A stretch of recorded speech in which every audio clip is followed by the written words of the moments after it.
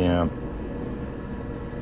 That's what I thought. Let me show you guys. Not everything goes always perfect. So I told you I had a sticker on here to give me a little gap. You can see how that dome isn't centered anymore.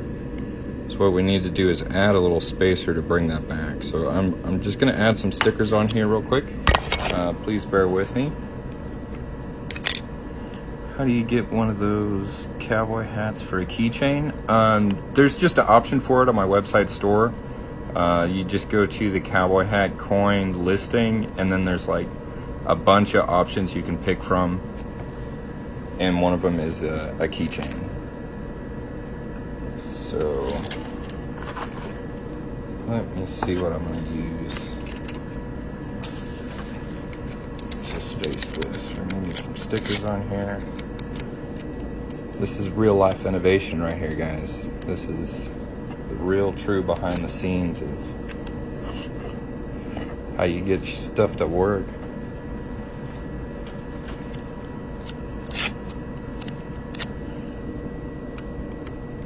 We gotta make sure we don't get the sticker over the doming part we're trying to use. It's just gonna add a couple millimeters of space for that guy. Go ahead and check it. See how it looks. Not quite there yet.